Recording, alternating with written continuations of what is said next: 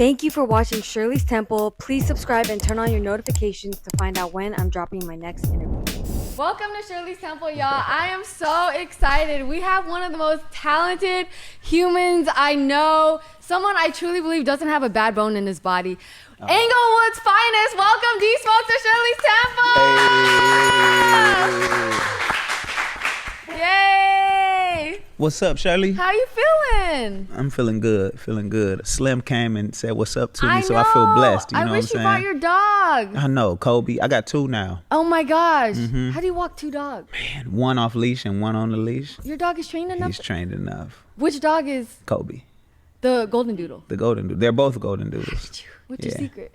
When they're a puppy, they're more like attached to you, so you just walk them when they are clingy.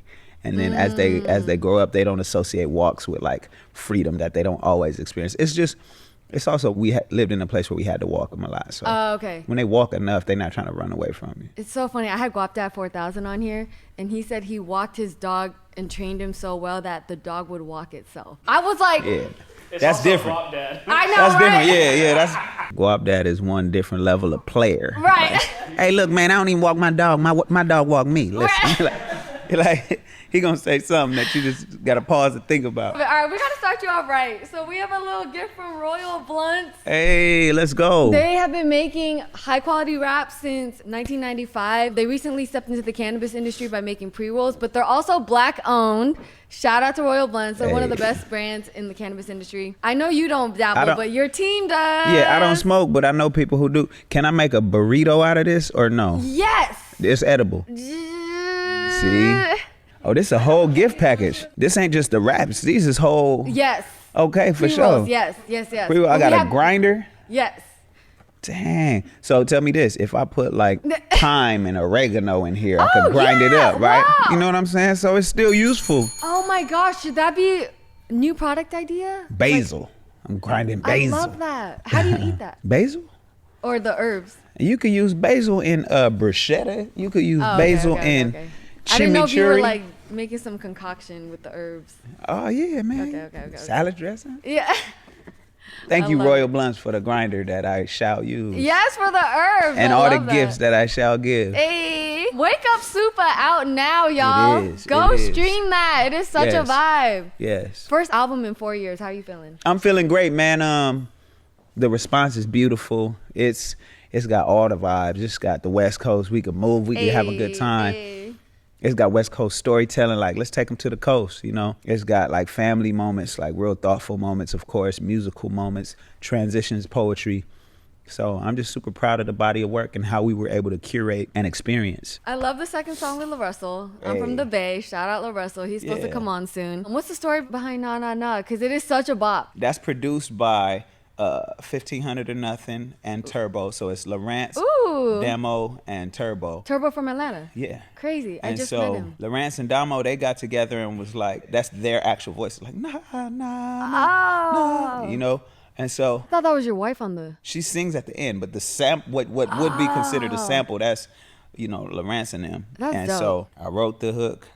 And it was really a fun song to make. You know what I'm saying? Like, it was mistakes that we just left in there because it felt good. Like, you know. Give us one. Cherie, like, at the end of the hook is, nah, nah, nah. Or move like nah, nah. I do my little groove like nah, nah. Two-step like nah, nah. Like nah, nah, nah, nah, nah. And she was supposed to go nah, nah, right? And then she just got on being silly, acting all ghetto. She was like, nah, nah, right? And we was like, I love that. Shit is funny. We leaving it, right? And then so LaRussell, he came in, pulled up to the house with his whole team, and we just cut it on the spot at the house. I love that. Then I went again and went back in on the third verse and, you know, got my little lyricism on, you know. This West Coast is intentionally fun. It's for the barbecue. You know? For sure. Yeah. Do you record mostly at home? Mostly, yeah. You cook up at the crib? Mostly, I cook at the house. But some of the album was recorded at Snoop's compound. I work with an engineer named Marv. You know, some of the stuff was cut with Marv. It was just a beautiful process. But sometimes I can get down in a room by myself from beginning to end. Like Energized, I didn't produce Energized. I produced Biscuits. Yeah, you produced like half the album, right? Yep, I produced Biscuits. I produced Count Shout Your out Blessings. James. I produced Jackie's Triumph. I produced Stomp. I co-produced Fire. What about Frequency? I produce Frequency. Yeah. Yeah. You play guitar, keys, bass, and bass. keys. Yeah. You're so talented. Yeah, the homie did come in. Marcus Paul came in and laid horns on there. Shirley played violins. And then, of course, Lucky Daye came and did his thing. My assistant / advisor / future Latin pop star, Drez, he was in the writing session with us, and he writes a lot of music. And we were like, vibration, what's the word we're going to use? And he was like, what about frequency? Bruh. I said, ooh. And then the melody came to me like frequency is such a dope word because you take off the Quincy Jones at the end, you got free. You know what I'm saying? So I was like, let that part of the word live. So then he was like, free Quincy, Wow. And so it was just beautiful how that came together because that was one of those that we wrote on the spot with everybody in the room. Lucky Daye is so talented. Incredible dude. All right, we got a trivia question. Who did not attend UCLA out of all these people? I'm going to go with Will Ferrell. You are so smart. Hey, that is amazing. yeah. Clap it up, guys. Clap it up. Yeah, my next guess was Ben Stiller, but I was like, I feel like Ben Stiller. He went. And also, I would know if Will Ferrell attended. How? I'm a Will Ferrell fan. Oh, okay. So it's like, if he attended, I would know. Okay. What's your favorite Will Ferrell movie? Man, can I do a lineup? Yeah. Top 3. Top 3. We're going to go Anchorman. Okay. And number 1. Everyone just nodded. Then we're going to go, it's a tie between Talladega Nights and Step Brothers. I'm going to go Step Brothers. Yeah. And then Talladega Nights. But Talladega Nights is a strong pick. He said, I'm going to windmill you. I'm coming right back at you. It's the only way. So come on, man. That's we could hilarious. do a whole show just watching it and with D-Smoke's commentary on Talladega Nights. This is from Oppie Genetics. Shout out to Oppie in the building. Go. This is a fire lifestyle brand based in Los Angeles. This is the most fire sweatsuit. I don't even have one, okay? And I'm like jealous. Sweats because they cozy. Right? And Look we got how fire that rhinestones on is. there. They didn't give me the diamond Hey, studded. you see it. You feel me? You see it. Shout out to Oh, Oppie yeah, in I the gotta show 'em the building. back. Because, we all got ops. It's about turning a negative to a positive. Hey, man, y'all see that? Yeah. Boom. Good looking, Oppie Genetics. Hey. Then they got me some more packs. Hey. And gummy lychees. Oh, lychee is tasty. Yeah, I do love the lychees. Is it lychee or lychee? I say lychee, isn't it? I also say tomato. So, I mean, you know what I'm Oh, saying? do you really? Why? Yeah, tomato paste, right? Why would you say tomato? You don't say tomato ketchup? I say tomato. For real? It says tomato ketchup. Who says tomato? What kind of ketchup do you eat? I just say It's only ketchup. one type. But what is it made out of? Tomatoes with the Tabasco in it. Ew. I had a serious moment where I was like, yo, ketchup is actually nasty as hell when you think about it. What it's made of? It's tomato paste, It's sweetener, vinegar, a lot of sugar. and salt. Yeah, get the organic kind, guys, that have real ingredients. The Heinz, that shit ain't good for you. It can't be. I mean, it's got high fructose corn syrup. Yeah, exactly. Come on, Yeah. let's call it like we see it. Fellow Bruin. You know what I'm saying? I actually went to UCLA. I transferred there, and I spent 3 years there. Tight. Did you graduate? I did. Let's It took go. me- What you mean? Yeah. You got to say that. Yeah, You graduated from UCLA. I know, right? Yeah, That's you true. made it sound like you did like a I know. campus I spent visit. 3 years there. Ugh. I'm not gonna lie. I transferred there from UCSB, and I had just got sober, and I was a math major, and I thought I was so good at math, yo. I got to UCLA. That shit smacked me in the. I have a math story too. I had to default to philosophy. Hey, look, let me tell you this. I went to UCLA, a math young genius. My first math class. Wait, you were a math major too? No. Oh. But I was gonna do business economics. My first math class was calculus Oh 1. my gosh. And I did every bit of homework, every study group, every office hours, I did everything. And on the final, I ranked second out of 157 students. I ranked second, right? Went straight to my head. So then I took calculus 2. Oh my gosh. Right? Calculus That 2. shit is so abstract, bro. I'm like, man, I'm the second best mathematician here. I ain't Right. going to class. I'm gonna just walk in on, because the problem was that professor didn't require us to turn in the homework. He was like, the homework is to help you. Yeah, he was just like, the midterm and the final is your grade. And he was lenient. So That's because too much I didn't, pressure. I didn't have the accountability. I skipped class sometimes, missed lessons. When I looked at that midterm, I said, "What is this?" Right. It looked like it was French. So That was the beginning of my downfall in math. I feel you. When I just remember being in a math class and like I was determined, right? Like I knew I was good at math. Hired a tutor, studied from like 3 days straight till the midterm. Tell me why I get a 30% and the guy next to me gets 100, bro. Do you know how sick I was? I literally was like, yo, this is like, that shit fuck with me. I'm sorry that you had to experience. Did you live on campus? I did 1 year. That's all I could do. What dorm? I was in Sproul Hall. Okay. Well, so my freshman summer program, I was in Dykstra. Okay. I was in Dykstra Hall, and then I was in Sproul Hall my first year. But my roommate, he almost got me kicked out of UCLA. Why? I was gonna beat this man. Oh my God, that's the something worst. godly. I was gonna whoop him. What'd he do? It was just like he was so inconsiderate and spoiled that okay.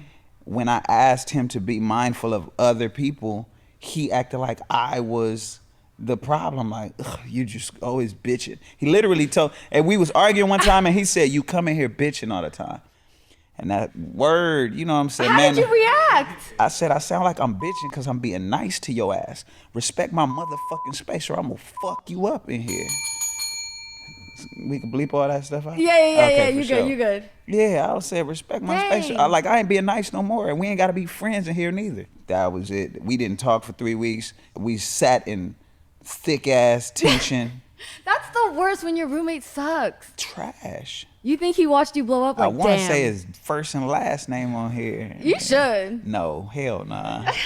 I'm not. You think he watched you on? That man is about to be 40 like me. Like you mad at the 17-year-old version of myself? But you think he watched Rhythm and Flow? Like, damn, I should have been nicer. Heck yeah, he did. Yeah. Heck yeah. They over here like my college roommate, man. Yeah, right. Telling a whole different version of the story. Right. We were so cool. Yeah. That's funny as hell. I was in the transfer dorm, Reber Terrace. Reber Terrace. Bruh. Yes. But you had, that's like a apartment. Is it? Reber Terrace? I was in no, that's the new. D-smoke. I was in I had 2 roommates. Oh, dang. Bunk bed. I had 2 roommates too. Oh, okay. It was me, him, and another person. How was the other guy? They were cool. They came from the same high school. So I'm from Inglewood. They from something good. Right.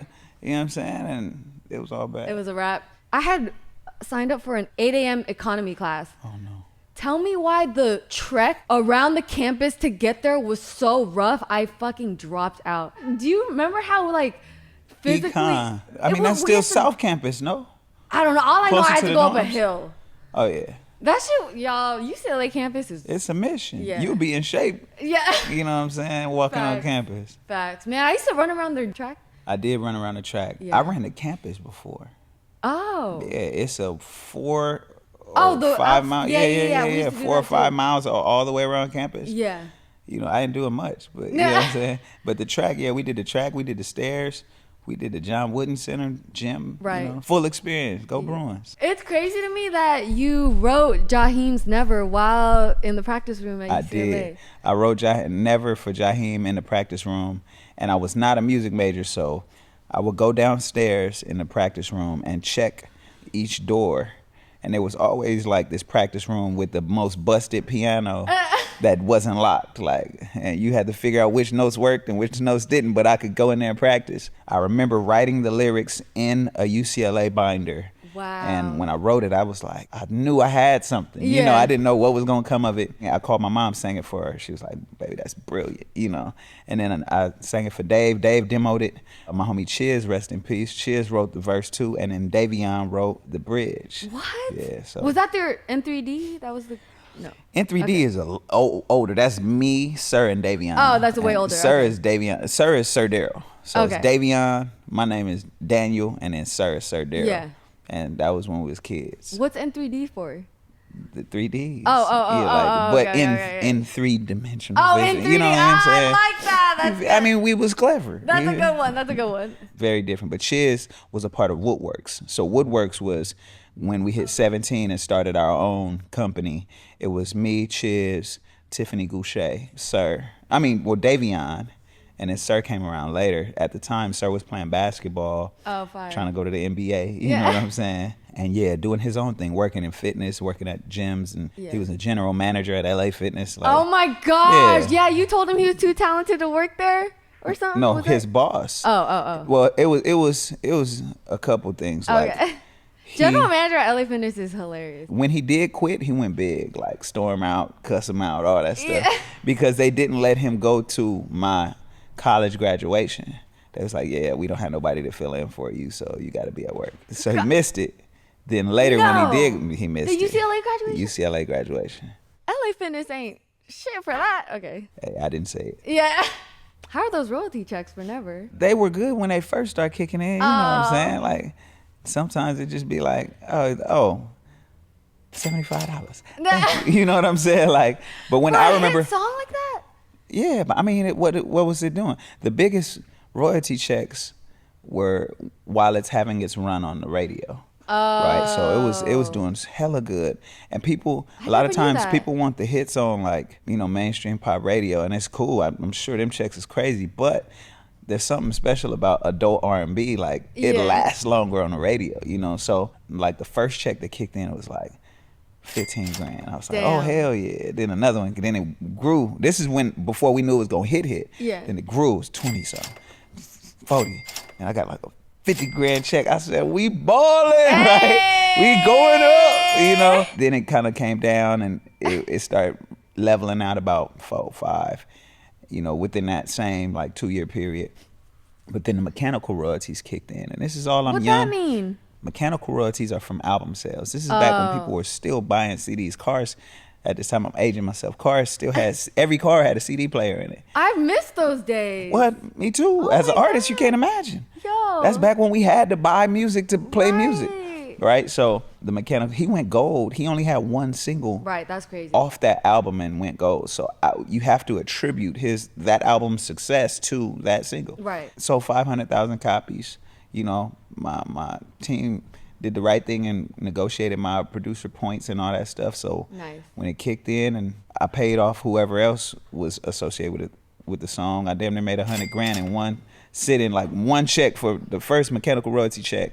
On a busted piano. And I was broke at the time. I was gonna say, I had spent all the other money because it had taken like 4 or 5 years for the mechanical royalties to come in, and then I get a check out of nowhere, and I'm like, we up. Yeah. That's part of the reason why I also taught Spanish throughout my 20s, because it's like you had these waves unless I got an income, because music money is not income until it's consistent. Until you got enough songs to where there's this ecosystem of songs sending you bread. Right. If you get a hit is not an ecosystem. It's an opportunity to create this world of music that lives and pays you consistently. The ultimate question, because I had Eric Billinger on here, and he said songwriters make more than artists. Is that true? I believe so. Damn, that's crazy. I believe so. You obviously have to be a poppin' songwriter that makes hits. Yeah. Eric Bellinger is a poppin' songwriter. Oh, no, 1,000%. Yeah. 1,000. We love Eric. We love Eric. Ass. Yeah. Okay, no, I'm not going to answer it. Who was it? JJ from Broadway Boxing Gym. Oh. The homie who helps me run the gym that's going to be open soon. That's crazy, because I was with G Perico a few weeks ago, and he was like, I own a boxing gym with D-Smoke. I told him you were coming on my show. This is true. He's like, I own a I was like, damn, that's crazy. Very true. Can I come box? Because I love boxing. On a Saturday. Pull up on a Saturday. It's just a Saturday thing? Right now, that's what we working towards. That's why JJ hit me. Yeah. If there was a celebrity boxing match, D-Smoke versus who? He don't want it with me. I done called out this dude. Who? He don't want it with me. Is he a boxer or artist? No, it's an artist that swear he boxed. I ain't gonna call out names. Should I call his name out, Greg? Oh man, I've hit up DDG before. Oh, we should, hell yeah. Like, and respect to him, he said something that was like, any of these artists and rappers could get it because he boxed. I said, ooh, well, I box too. Yo. But I don't think he wants that. I think he wants to win. And that's not something he's going to do in the ring with me. Ooh, I like that. Talk your shit then. No, I'm serious. It's not even shit talk. It's like he can do his stuff. Yeah. If I see him, I'm going to ask him. I mean, make sure you tell him D-Smoke says much respect to him. I'm not here to disrespect no grown man. Yeah. But I know factually that it's calibers to it, and I box. Like I do that. Right. Like every day?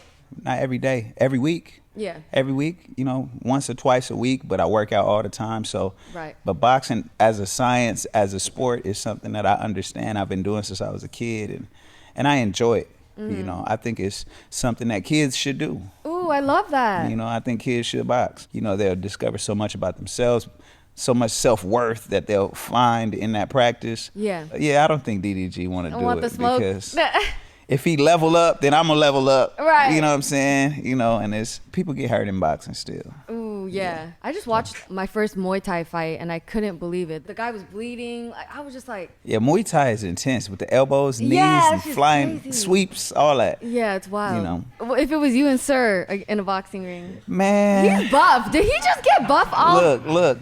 With me and Sir in a boxing ring, I'm gonna win all up until I don't. If you know what that means, Sir's a big dude. Right. I'm gonna beat him up until he hit me good. Then I'm gonna walk out the ring. If I'm still on my feet, I'm gonna walk out like, nah, I don't want no more. Sir can fight. Ooh. Sir can fight. I can box. Yeah. And I can fight.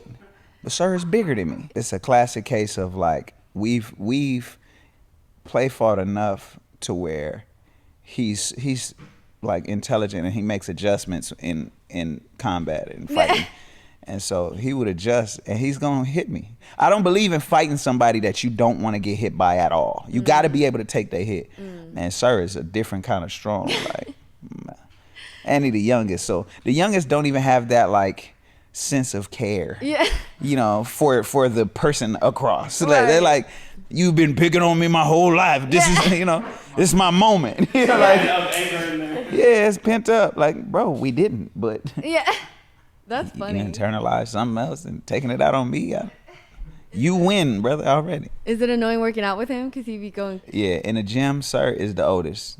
In life, he's the youngest. In the gym, he's big bro. All right, big bro, my bad. Right. It's dope working out with him because he pushes himself. That sure. chip on his shoulder is real, and he digs to a different place. And what, you know, as a grown man, it's kind of like the age thing goes away when you see what people have gone through on their own. Right. You know, For as sure. a grown man, he's earned his right to, you know, to have his convictions be so strong. And so it's cool that he's the leader sometimes. He went first. He experienced fame first, you know? Yeah. We were playing Work Hard, Play Hard earlier. That's literally one of my Hey. favorite songs. I just feel like the messaging and just everything about the record.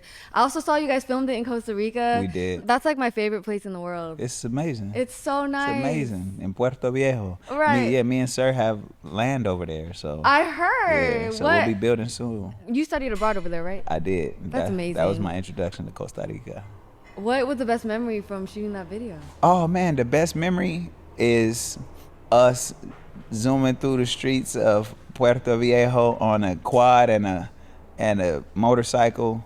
No, actually, I learned how to ride a motorcycle for that That's video. so I had been scary. on mopeds, but just the changing gears, like I know how to steer and all that, but changing gears, boom, clutch, doing the whole thing, I learned for that video, and so that was really cool. Were you scared?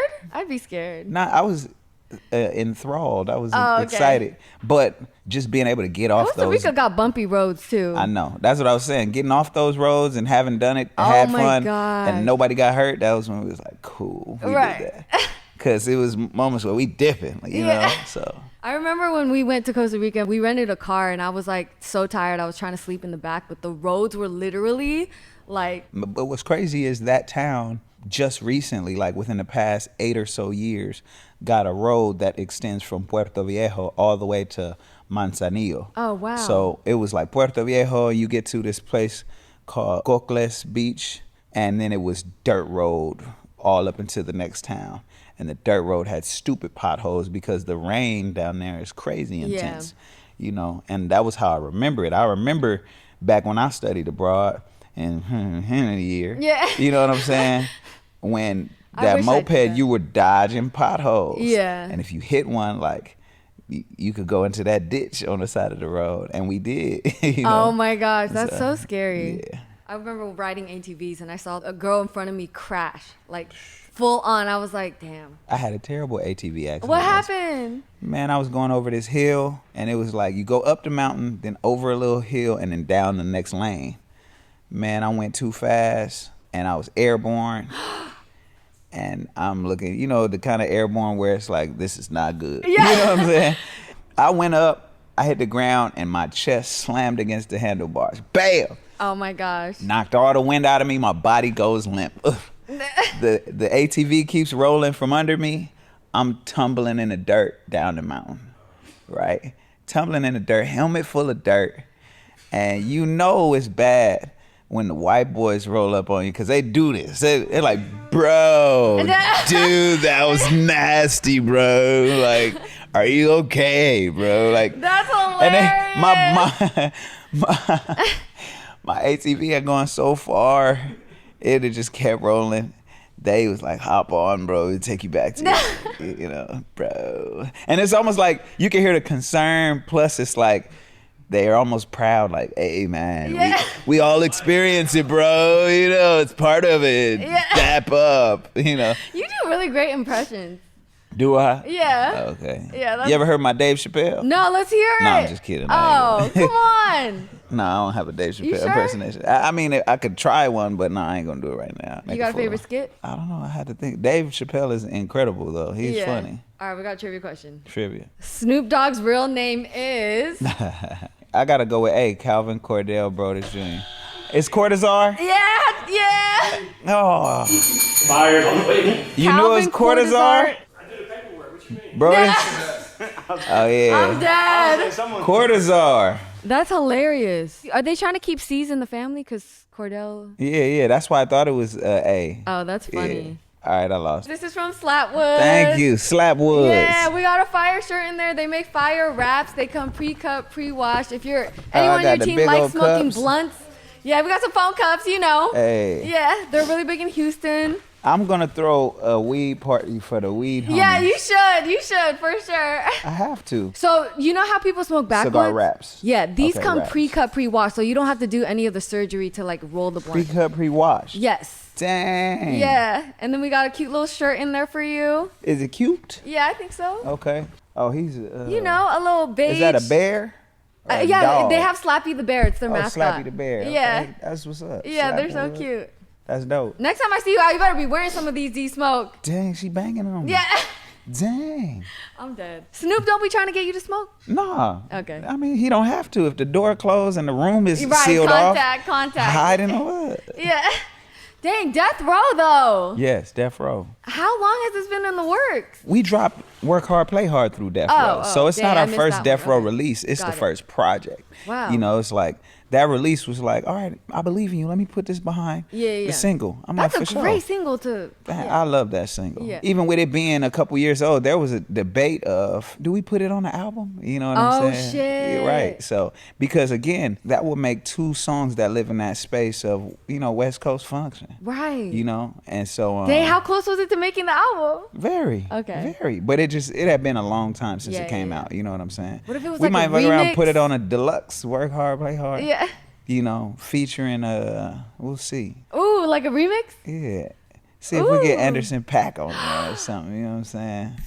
You heard it here first. If y'all see saying? Anderson .Paak on Work Hard, Play Hard, it happened here on Shirley's That would be tight, though. I'm just saying. Can we get an untold story with Snoop? I know you have a ton of memories. It's a lot. Yeah. I just know it was super funny recording Banda MS. Oh, okay. What happened? I wrote the Spanish songs, the Spanish verses, his Spanish verses, and had to coach Snoop in Spanish. You know, and it wasn't like we had any pre-coaching sessions where I could be like, okay, here's how the pronunciation goes, and boom, boom, boom. That is legendary. Oh man, and the song is damn near diamond right now. Oh my. It's a stupid, yeah. That's awesome. It's like 6 times platinum, and we was like, we should get a plaque. But every time we look up, it's another platinum. We be like, well, let's just see how far it goes. What a great problem to have. Yeah, I'm so proud of you. You know, writers. How long it take? For 2 verses, it probably took an hour each verse. That's not that bad. It's not too bad. Yeah. Right? But you can imagine but we did it line for line. Oh, wow. So it's like, y aunque soy tu hombre todavía soy amigo. Like, and he was like, he's so playful. So he's both trying to take the directions on how to enunciate or pronounce it correctly while adding his sauce to it. He was like, hey, I want to sound like a Spanish announcer. Like, right, that's what he said. That is so good. So that line, we were probably on that line for 15 minutes. Y aunque soy tu hombre todavía soy amigo. But what that mean? Fun. Although I'm your man, I'm still a friend to you. Oh. Y aunque soy tu hombre, todavía soy amigo. That's awesome. Yeah, so aunque. Aunque, what's that? It's although. Although. Aunque. Man, you really are the GOAT for the Spanish raps. Thank you. Yeah, that's Thank you. That's special. Shout out to Terrence Crawford for no reason whatsoever. Big shout out to my dog. You know what I'm saying? You know what I'm saying? He speaks Spanish? But no, he doesn't. Wait. He doesn't. But you said no. Once you said the GOAT, I was like, yeah, the homie, the GOAT, Wait, too. is that the boxer? Yes. Okay. Yes. Did he just win or something? Yes. Oh, okay. He just beat Canelo. Oh, shit. And I really thought he spoke Spanish. Yeah. Bro. nah, he doesn't speak Spanish. None I'm of dead. that. You said the GOAT, so I Yeah. was like the homie, the GOAT. How was the fight? Was it a good? Was it It was a beautiful fight. One, there's no need for shame at all for Canelo fans or Canelo. Like, Canelo was an incredible boxer. Fought a great fight. Yeah. You know, and so that kind of level of intensity, intellect, like, it's two masters. It's like Bruce Lee versus Jet Li. You know what I'm saying? Like, who's Jet Li? Oh gosh, sorry. It's Anyways. okay. Shirley, you Chinese, man. Yeah, it just Canelo was it fought such a brilliant and such a strong fight that we got the best of Terrence Crawford. I love that. You know, it was a competitive fight to the end, but it was also a clinic on like how to box brilliantly. Oh Like, wow. Do you be having money on these fights? I should have. Okay. I should have. I know, right? That's your boy. I was conservative. I was like, let me just enjoy it with the family.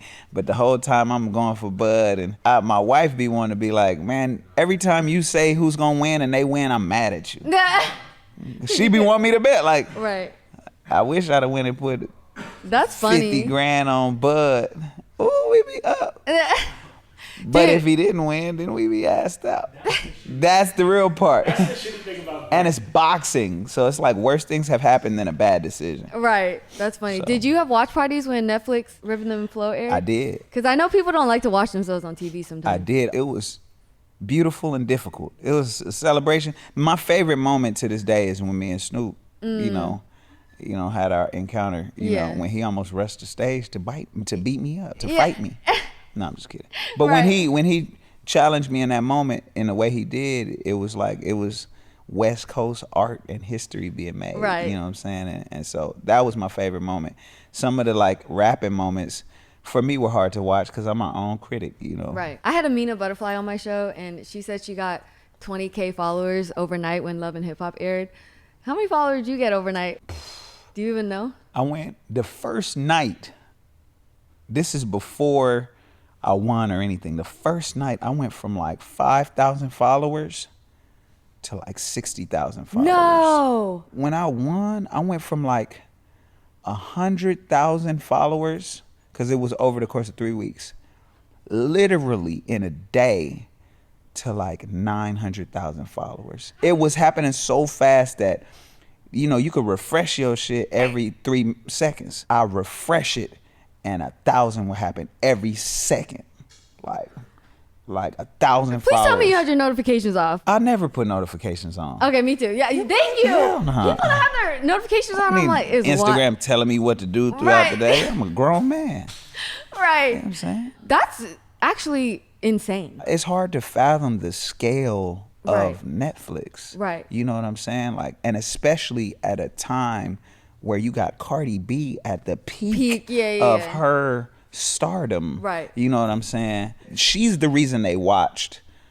I'm the reason they stayed to check out season 2. Star power doesn't legitimize the quality and the heart of a show. Right. And the producers knew that. Shout out to them. They were brilliant. They were like, look, we can get them to look at it. Yeah. But it's not gonna make it meaningful. Yeah. The contestants have to make it meaningful. Right. People have to fall in love with somebody's story because the idea that somebody from the ground up made it. Right. Which is true. I was in the classroom, you know, submitting my application. Like, That's crazy. All right, we're going to shift gears. okay. Shirley's Temple has a focus on mental health. Okay. How are you doing? How's your mental health? No, I'm On a scale of 1 to 5, how are you doing? on a scale of 1 to 5, mentally, I'm a 3. Okay, we can. I'm a 3. We can rock with 3. I'm not doing bad, but the bar I set for myself, a 5 for me would be where I'm a little bit more content. I think when I start pushing myself, I just set the bar high. So I'm well. I'm not unwell, but I know the areas where I need to improve. These folks, you're doing great. Thank you. I'm going to just Thank tell you you. that right now.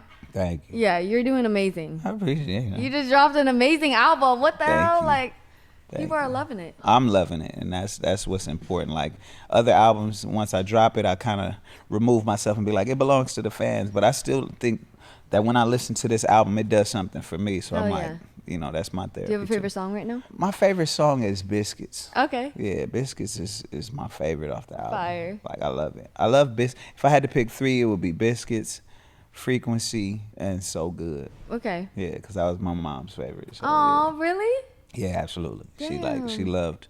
I mean, PJ Morton and my cousin Tiff, they singing their heads off. Yeah, so, yeah. On Jackie's Triumph, you say, but how quickly days turn to nightmares. That phone call surreal, not quite a light scare. Them words located my ribs and put a knife there. Can you just talk about like how you found out about the car accident and what's going through your head?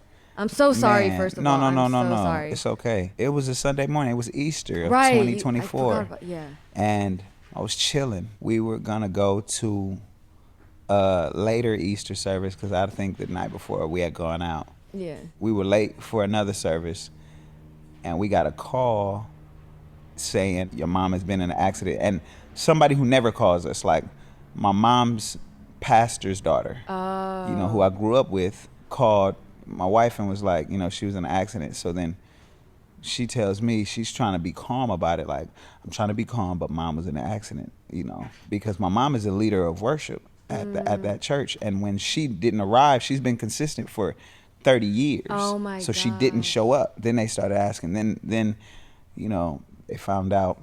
I start blowing up my mom. She's not picking up her phone. So I'm like praying and tripping. And then somebody else calls and finds out where they were and that they were rushing them to the hospital. And an hour later, we there. And then for the next couple months, it's just, you know, that song tells the story. Like, Right. watching her fight for her life, watching her, you know, get released, doing better than, you know, other challenges kicking in. But, you know, that day, like, exactly, it turned to a nightmare. And it's crazy how, I don't know if it's something that happens in your mind. Like, people talk about when something really bad happens physically, you kind of don't remember. Your body, as almost like to protect you, your body, you know, flashes or you black out or something like that, You're in right? shock In the too. same sense, when something that emotionally traumatic happens, you start to feel like it's not real, you know? And it doesn't take away the pain and the emotional weight of it, but you're questioning, like, what's really happening, you know? And that was the case for a minute, you know? And, you know, she was well one moment and then she wasn't. Do you mind if I ask what happened with the car accident? It was raining or drizzling that morning, and so I think they said they went over a hole that they hydroplaned and then my was gosh. doing 70 and then hit the center divider and like hit another car and hit the center divider real hard, and my mom was on the passenger side. I don't know how it hit her side worse. Yeah. Who was driving? Her best friend. And she was okay? She had a fractured spine too, but didn't. The main challenge that hurt my mom was that she had internal bleeding, so they had to sew her intestines back. Oh my god. So it was over the course of months when digestion didn't improve and she couldn't get, you know, the nutrients she needed. She was healing in terms of her back, but, you know, it was when she couldn't eat food and keep food down that it was like she declined, you know. Right. What are those conversations with God in that moment? Why? Right. Like first and foremost, like, what's going on? Like this ain't, you know, this ain't karma. That's why I said it's hard to believe this can't be what karma does. Right. That's a prime example of like you can't question God, you know, because it puts your heart. Ultimately, I think spirituality is about knowing how to position yourself and align yourself. And anytime you are questioning fate and whatever God's will is, you're outside of alignment because there are so many things that we do control. And when you focus on things outside of your control, I think that's just a unhealthy spiritual practice. I think it's just unwise. Yeah. You know, so I tried not to let myself get there. But, you know, yeah, we was hurting as a whole family, and my blood family is big, but the extended family and the people she reaches is huge. Right. You know, so. Yeah, that's crazy what you said about the worship, how she's been doing it for 30 years. Yeah. And it's like Easter. Mm-hmm. Man, I'm so sorry. I appreciate it. I love how you honor her in your music. Can you talk about the letter you wrote to her on the vinyl? Is that out, by the way? The vinyl pre-orders are out. Okay. Yeah, but go pre-order the itself vinyl hasn't, to Wake Up Supa, y'all. I'm proud that my brothers and I put her on stages before we knew anything bad was gonna happen. Right. She was worth it before. It wasn't because we got a limited time with you. No, we could have had forever with you. Right. And you deserve to be with us as we did it from jump. Yeah. She was my date at the Grammys. Aww. You know what I'm saying? Daryl, she sang background for Sir at the Hollywood Bowl. Wow. Sang background for Sir on Tiny Desk. She done countless shows with us, came out. She's on Black Habits, and not as a background singer. She's a featured artist. Oh, you know? I love that. So it's D Smoke featuring Jackie Goucher. We didn't know what was going to happen. So the part that we have to give ourselves in order to make peace is that we didn't wait. Right. Till something bad happened to let her know. Yeah. We threw her the biggest 60th birthday party. How'd you get Stevie Wonder to pull up? Stevie's a fan. D-Smoke. Hey, look. You are the GOAT. My mother is Stevie Wonder's biggest fan. Stevie's a D-Smoke fan. Oh. I wish people laugh. Ask Stevie Wonder, but he's also he's family now. Okay. He's adopted our family. Yeah. There was a day a couple years ago where Stevie was, I have 5 missed calls from people that don't typically call me. And they all are like, hit me up, hit me back. Stevie's trying to get in contact with you. You're lying. And I said, what? And so I was like, give him my number. And then so awesome. That was the first day I had a 2-hour conversation with Stevie Wonder. Wow. I walk out of the event I was at, 2 answer hours. my phone. He was like, D-Smoke, man, I really love your music and everything you're doing is just so beautiful. Like, I've been trying to reach out to you. I love that album.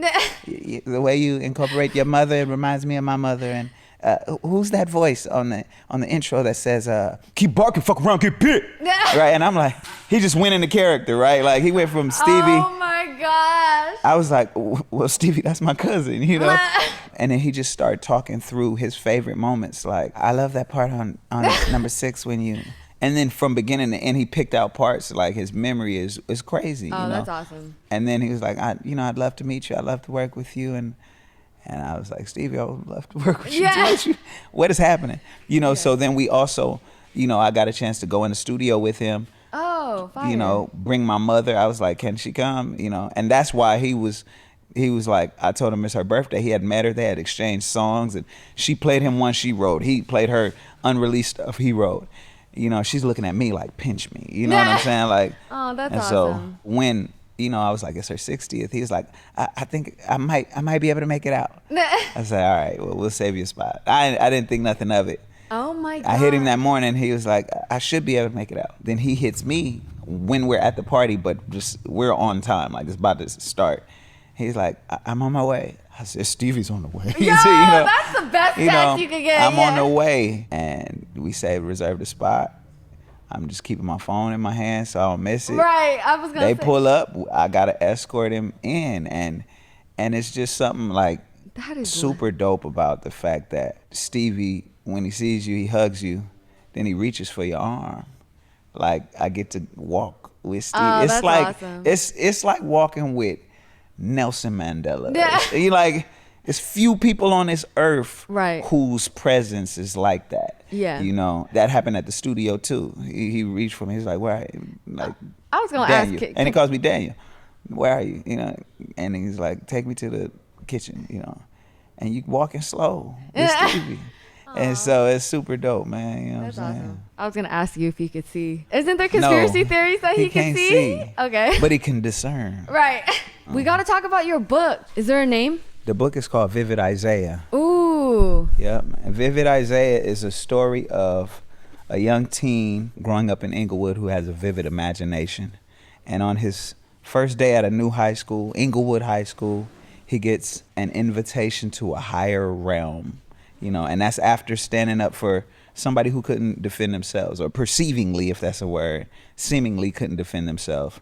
And it turned out to be a representative from this other world. And then so Isaiah, for the rest of the book, is navigating Inglewood, the streets, the elements, and this other realm, you know, that when he goes to sleep, he wakes up in this other world and is navigating that. And, of course, there are parallels. What he does in this other realm and all the powers that he has there affect his life and the people he loves in what's called the lower realm in that story. So if Straight Outta Compton, or Straight Outta Inglewood in this case, crossed with The Matrix. Oh, I love that. Yeah. And The Alchemist, right? And The Alchemist. It's inspired by The Alchemist Yeah. for sure, but I think it took on its own life in terms of what his journey was versus what Santiago's journey was in The Alchemist. But How many times you read The Alchemist? including audiobooks, Yeah. 18. Oh, wow. At least. Yeah. I At think least. I've read 18 books in my life. Yeah, I mean, the first couple times I read the solid cover, but then I'll listen to the book. I've read it 3 times. I've listened to it countless I times. love that. Yeah. Before we do the Temple 10, Okay. I just want to say that I just got a new condo and I just put up the frame of our LA Weekly interview. Hey. And I was actually revisiting it and I was like, damn, this shit's actually long as hell. Like, damn, I wrote this? But I'm super grateful. I'm still like, ever since I met you, you've just been so solid. You're one of the sweetest people in the world. Appreciate I don't you. think anyone can ever say anything bad about you, like ever. Thank you for your Unless they in the contribution. boxing ring with Unless me, they you in the know what I'm boxing saying? ring, DDG. He's You a heard- savage. Yeah, No. but thank you for just being so kind and you're just so talented. Like, we all love you. Thank you. I love you too, my friend. Love you. All right, we're going to end with the Temple 10 Spitfire round. Yes. Favorite emoji? Probably the 100. Keep it a buck. I love that. Because the 1 also look like a 7. So 7 is my number. 7. Yeah. Hey. Favorite snack? Guacamole. That's fire. A favorite restaurant in LA? 2 homies in Inglewood. Who has the best peach cobbler? Cobblers, Cakes, and Creams in Inglewood Okay. on Manchester and 3rd Ave. I love The that. Wingstop. Wingstop got a peach cobbler? No, but it's by Wingstop. By the Wingstop, yes. That's the best Wingstop I've ever had. I thought you was going to mention the cobblers. It's the best what you had?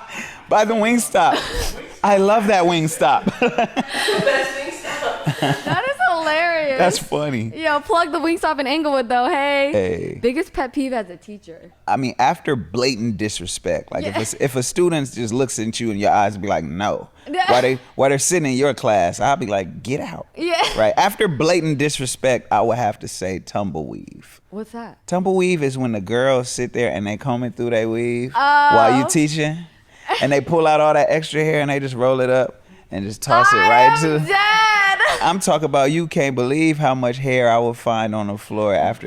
In is- between periods, I have to sweep in between every period. That's- It's either that or the kid who would leave like 100 sunflower seed shells right at the base of their seat. Hey, that was me. It's They don't nasty. put it in a cup? You know, at the base of their Vinny, you ain't chair. shit. Public school, bro. You ain't shit. Man, nasty.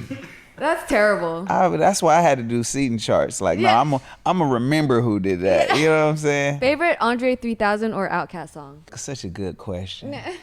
The one that comes to me is "A Day in the Life of Andre Benjamin" Hey. from The Love Below, where he raps for 5 minutes straight. Oh, I me and love my it. brothers all learn that whole rap.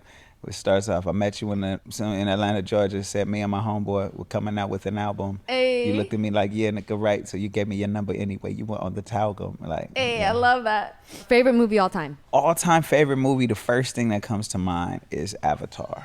Oh, okay. The blue people one. I think The it's blue people. You know, they're like Airbender, you know, Yeah. but the Avatar I think it's brilliant, and it speaks so much to, you know, imperialism and people who value the earth and the relationship between people and ecosystems and the earth versus people who value money. Ooh, you know? that's deep. You ever been Avatar for Halloween? I've never been an Avatar for Halloween, but I have been Don't Be a Menace to South Central or Bring Hey. Your Juice in the Hood. What's his name? Love Dog. Logue Dog. I have been Logue Dog. That's awesome. Yeah. Pacifier in the hair and everything. That's the main ingredient of Logue Dog. A tank top and a pacifier and a coiled wire hanger somewhere in it. That's funny. Biggest fear? It's not living up to my full potential. D-Smoke, you're doing great. Thank you. We just getting started. Oh, I love that. I'd be saying that too. Ideal date night. Cooking together. Ooh, you could cook? I could cook. Okay. Heck yeah, cooking together. Binge watching a series together after cooking together. And then you know, nightcap it. You know what I'm saying? That leads perfect to my next question. Favorite sex position? Hey, man, am I supposed to say that? I'm a gentleman. You know, it's after a good conversation. No, I Oh don't know. my gosh. Favorites. I'm not about to tell the world my favorite sex Come on. position. Everyone's on my show has said their favorite. Well, I'm gonna just say this. My wife got ass. Hey! Does that mean doggy style? No, I didn't say that. I'm just saying she thick. I'm saying wifey is thick and she's beautiful. I love that. Yeah. Wait, on top. No. When the girls got ass, you like them on top? No. All of them? Okay. I like the view. Doggy style. I don't even call it doggy style. What'd you call it? Lady style. Oh, okay. I don't know. Okay, last question. What do you want your legacy to be? And you gonna ask about legacy after trying to get me. I want to be proud of what I did at each stage of my career. Like I want to be able to look back and be like, I didn't compromise to get it. You know, I want to still enjoy my music when I'm old. You know, every song. Hell yeah. You know, I want to honor my family. That's a very spiritually aware, community-based family, and I want to be able to spend time with my kids that I have yet to have. I know. I was gonna ask about You know what I'm that. saying? Do we want kids? I do want kids. Okay. Yeah, I want kids. How many? I could do 2, but I could also do 7. You know what I'm saying? Damn. Like, The amount of people on my show that say they want 10 kids is actually crazy. yeah, I could do 2 kids, like, and be 10, like, 10. cool. No. I could do 2, but then I could also be like, 7 kids. Let's go. Yeah. It's just a whole different life. Yeah, no, for sure. Last question. How's it feel to have surname his daughter after you? Oh man, it's just That is there's so no cute. bigger honor. My name is Daniel Anthony Ferris, and his daughter is Danielle Antoinette Ferris.